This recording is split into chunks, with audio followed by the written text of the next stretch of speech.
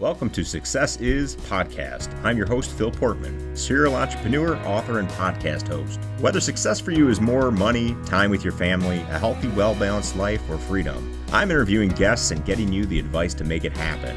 So join me as we uncomplicate the complicated, help you define success, and give you the strategies to make it happen. Hello, and thank you for joining us today on the Success Is Podcast. I'm your host, Phil Portman.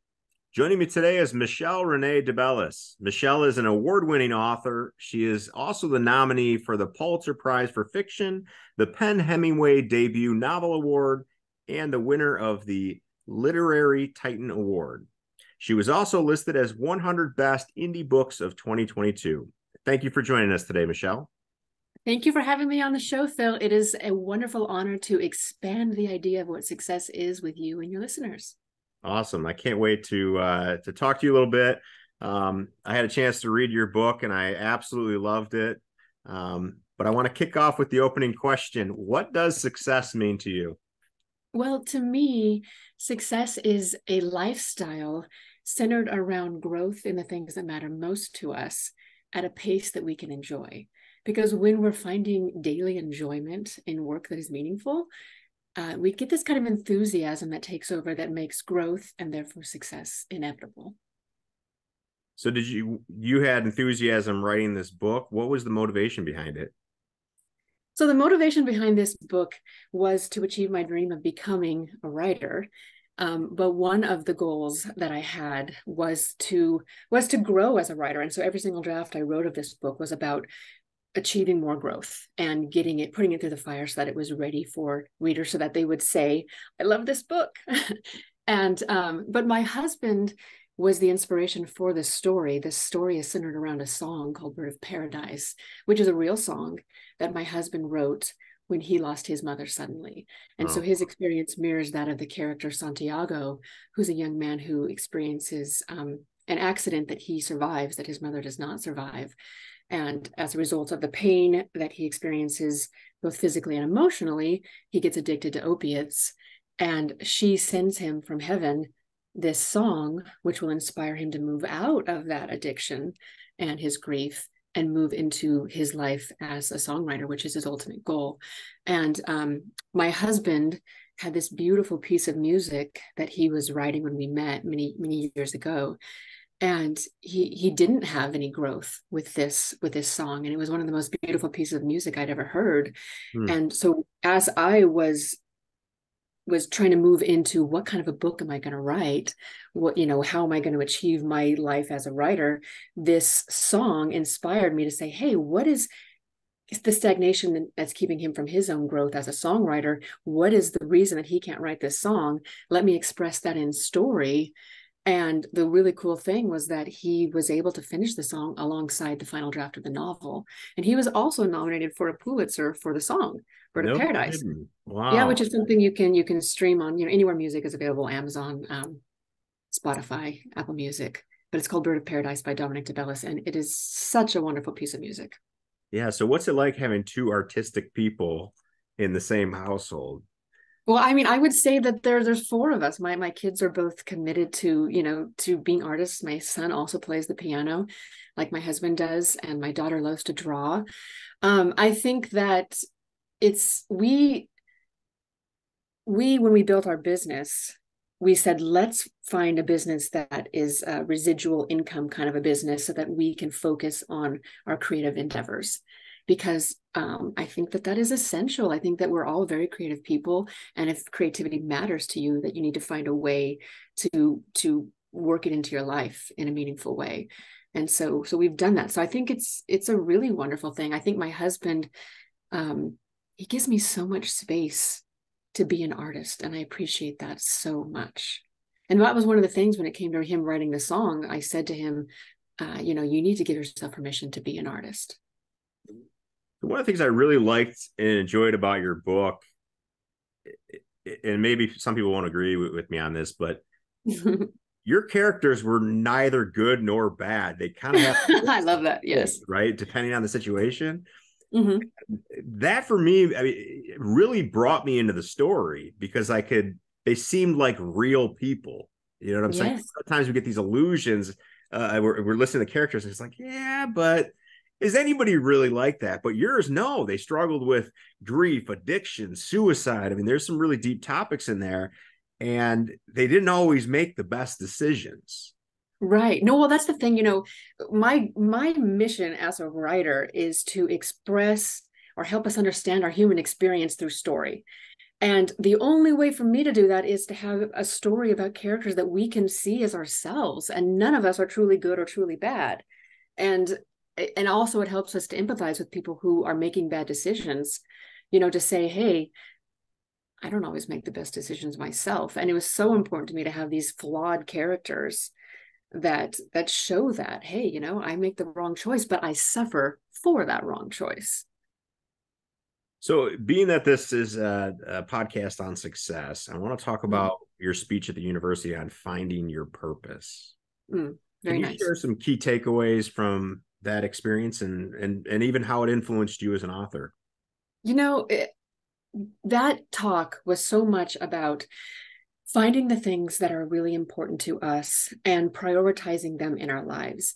And for me, I talked a lot about how when I wanted to be a writer, when I first said, this is really important to me, it didn't necessarily mean that it was an opportunity for me to start writing every day and jump into that mission of my life. For me, it was about building a business with my husband that would allow us, as I was saying earlier, to experience our creativity in a way that was joyful for us. And for us, that was, wasn't about being starving artists. It was about having a comfortable lifestyle that then would support our creative endeavors. And so what I was saying to that audience there is, hey, there are things you want to do with your life that you might not get to do in a meaningful way right this minute. But you need to say, what can I do now? What am I doing now to allow that to be more possible in the future? And how am I staying connected to what I'm passionate about in the process? So for years of my life where I was like, I'm going to write a book and I can't wait to get started on it, but hey, I'm building this business and I'm going to have my family and I'm going to raise my children, and my creativity went towards being with my children when they were young. I said, I'm going to read every book I can, because you can't write a great book if you don't read great books. And so the way that I stayed connected in those early stages was to just read as much as I possibly could and know that that was how I was contributing to my goal and my future. Your future success in it. Absolutely. Yeah. Anything that surprised you about the business side of, authoring a book and promoting it and that sort of thing? I think a lot has surprised me about that. And I have to remember my little formula for success being about enjoying the process and enjoying the work that we do on a daily basis, because everyone told me that marketing your book is so much harder than you think. And I thought, oh, but I'm going to be so committed to my growth as a writer. The book is going to be so good. It's just going to take care of itself. And then I find that no, it actually is, like everyone said, a lot harder than you think. And so I have to remind myself to, one, measure my success in that area by how much I've achieved and not how much further I still have to go. I think that in general is a really important prescription for success too, is to constantly monitor how far we've come and how much enjoyment we're getting in our continued efforts towards our goal. And do you have any activities or anything you do to remind you of those things, or is it just a matter of looking back and saying, wow, look how far we've come? Some of the things that I do is like, there are certain things that are really important to me to do on a regular basis, a daily basis. And some of those are to get to go on long walks where it's sort of like a moving meditation where I can just enjoy myself. I love being out in nature. I love being out in the fresh air. I love being out, just seeing the beauty around me. And sometimes I'll stop and say to myself, this is how I know I'm living a joyful, successful life, as I get to do this thing that matters to me. And sometimes those walks are about, hey, I've got this issue I'm trying to work out, whether it be in book marketing or whether it be in story problems for future things or in my other business. It's sort of this opportunity to let ideas come to me and to let creative solutions come to me, because that's been so effective for me. But anything that we enjoy in our lives, I think, like I love having a beautiful salad every day, and sometimes I'll be preparing it or eating it and going, God, I have a really good life. And those are really great measurements of success too. How many times a day we can stop and say, I really love this thing that I get to do every day. Yeah, and I think that's almost a habit you build, Mhm. right? When you're Yes. constantly looking at things in a way of gratitude, because somebody Yeah. else could eat that salad and be like, oh, I got to eat another salad to, maintain what I have in my life and stuff. But, you look at it and go, this is great. This is fantastic. It's a different approach to life. And I think Yeah. that's fantastic. And you've talked about your pursuit of personal growth, Mhm. about being present and mindful. And obviously the walks are part of that.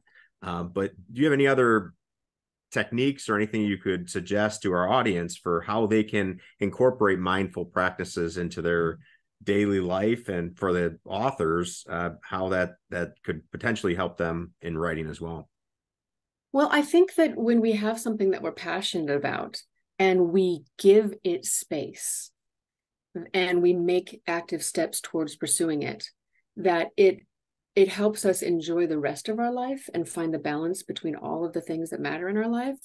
I think that when there's something that we are passionate about doing and we allow our resistance to keep us from doing it, it makes everything in our entire life a little bit more difficult and challenging. So I guess what I would say is what's important to you, prioritize it, make space for it, keep going after it, and keep remembering to look and see how far you've come as opposed to how far away you are from it. Because when we look and see how far away we are from our goals, it decreases our enthusiasm. And it's only when we have enthusiasm towards the things that matter to us that we actually achieve anything magical or special or unique with them.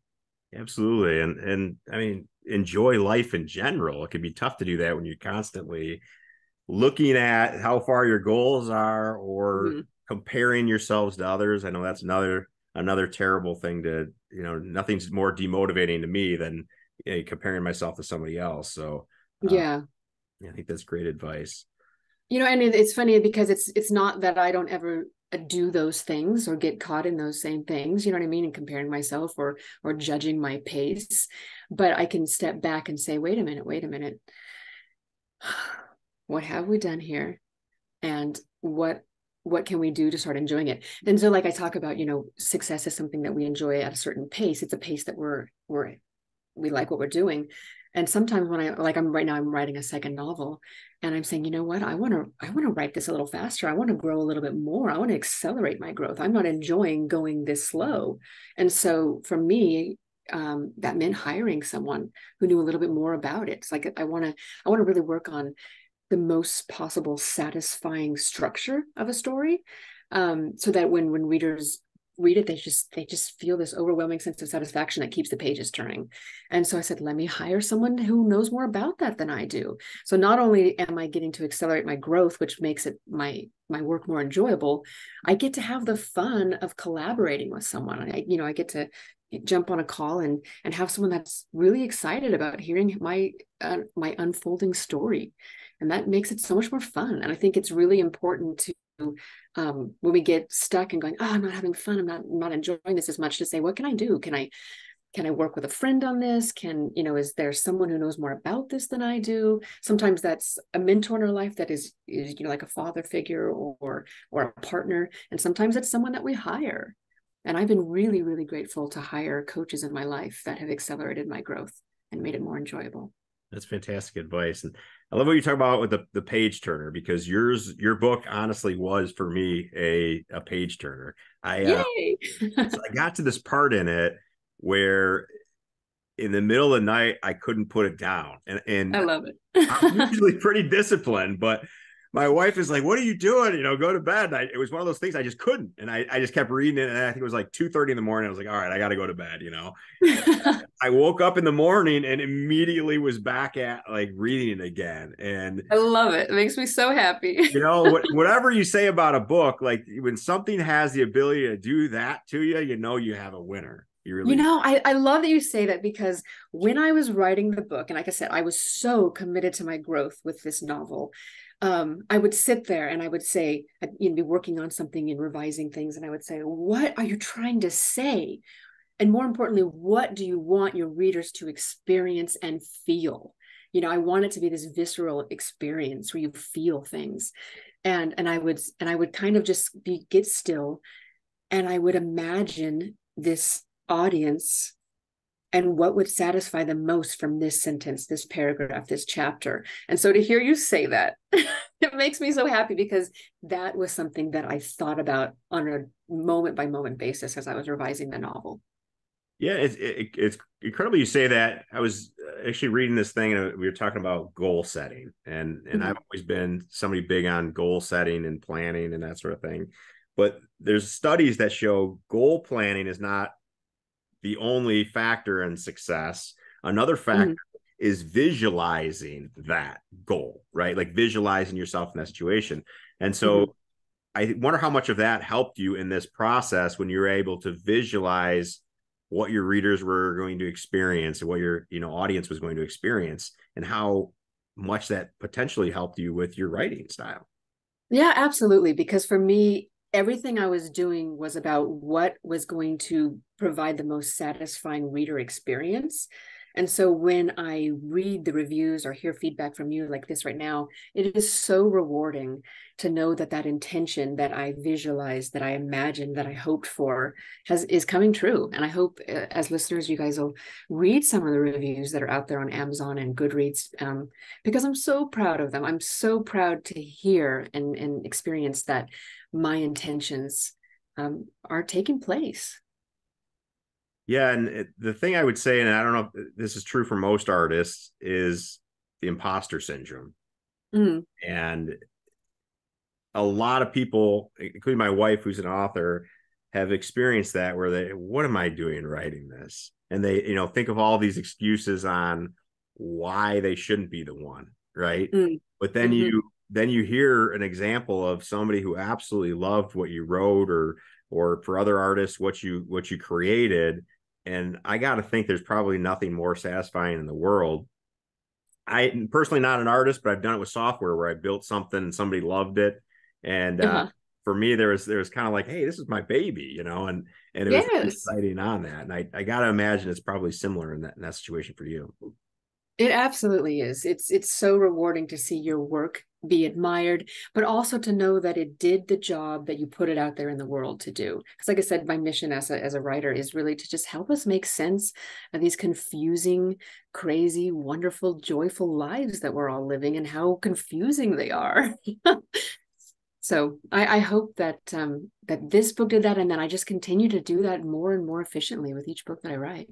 Absolutely. So I want to talk about your personal experience with opioid addiction. Okay. I know you talked about it in the book, and I've had some people, unfortunately, in my life who are no longer with us because of that, and it's a major problem in the U.S. Can you tell us a little bit about your experience, and then why you thought it was important to address it in this book? Absolutely. I'm glad that you asked that question. It's kind of a little bit of a taboo subject, or something that people don't like to admit to. But then the more you talk to people, you find out that they have similar experiences. I think it's really important to write as writers about things that we have an authentic understanding of. For me, my experience was that I was in a difficult car accident, and I had several surgeries, one right after the other, and I was prescribed prescription after prescription of opiates, in my case, Vicodin.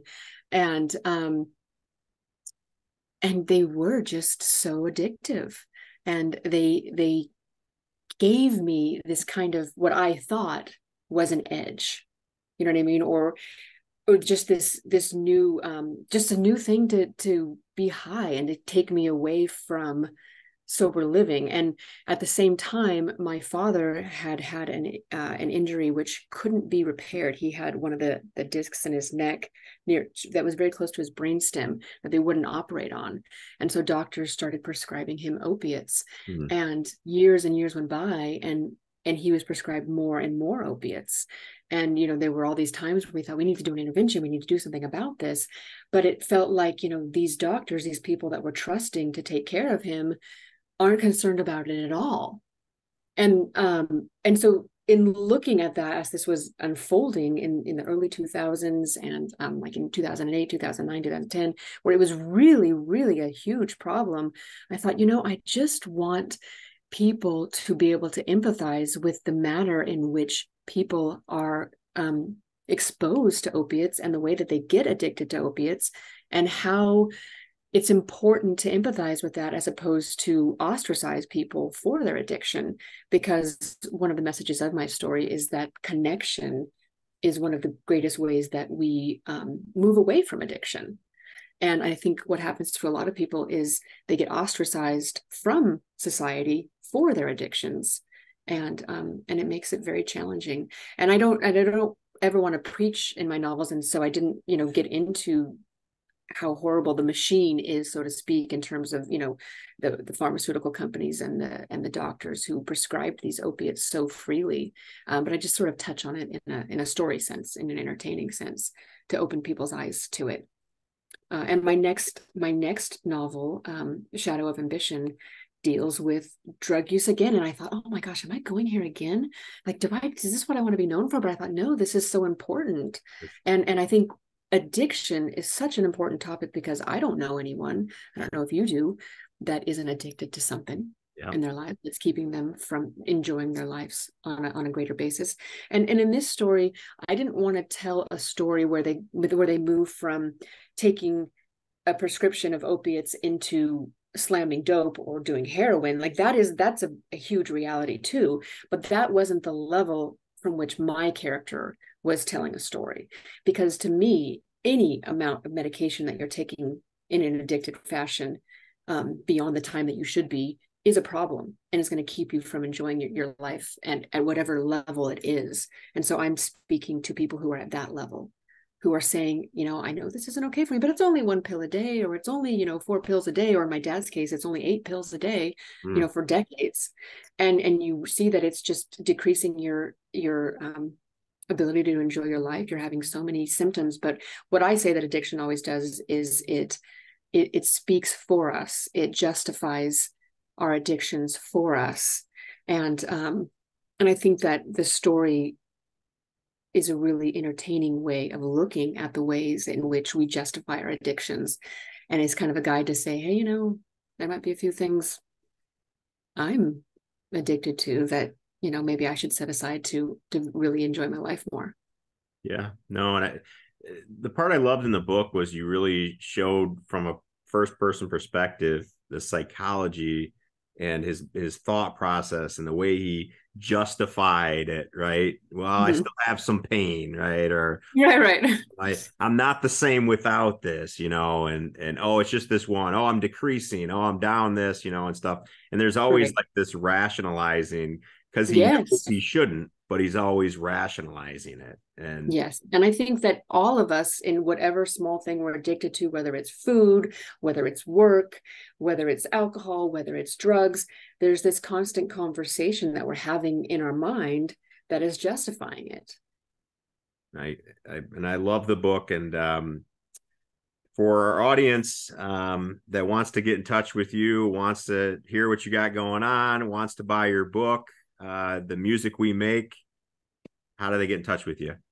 You can go to my website, which is mrdbooks.com. So my initials from Michelle Rene DeBellis. mrdbooks.com. You can find the book on Amazon. You can get it on Kindle. You can get all formats there. You can also get the Audible version, which I enjoyed making so much. I narrate the book myself, and I absolutely loved it. It was sort of like when you talk about success being about enjoying your life. It was like when I was recording the Audible book, I was enjoying every single minute of it. I thought, this is what I'm supposed to be doing. I'm going to write the next book just so I can get to the part where I get to narrate it again. So if you like Audible books, I absolutely recommend that version of the book. But you can learn a little bit more about me and, my poetry and, all the things that are exciting to me at mrdbooks.com. Do you do the characters' voices in the? I do. I totally got into it. My husband, he directed it, and he was there with me, as I read it. And he, sometimes if you go back, sometimes I'd have to redo a part 8 or 9 times. No, it's not good enough. And it was so hard. You know what I mean? Like I was feeling that feeling of intense growth. Like, oh my God, this is so hard, but I love every second of it. No, that's so yeah, I perform all the voices. My concern would be like, I'd mess up one of the voices like later on, like, no, it sounds a little bit different than like what I had it before. Did you run into that? Or Yeah, I am sure that people could criticize me for that very thing. And there were times when I went back and said, you know what, we need to re-record this, or we need to redo this. But there are some points where I say, like all art, it's not about perfection. It's about making something beautiful. And it's definitely beautiful. I'm very proud of it. But is it perfect? Probably not. Well, I thought it was an amazing book, and thank you so much for your time today, Michelle. And to our audience, thank you guys for listening. We'll see you next time. Sounds great. Well, thank you guys for watching today. Be sure to like and subscribe for more future episodes of Success Is Podcast. If you have any suggestions, please comment below. Look forward to seeing you next time.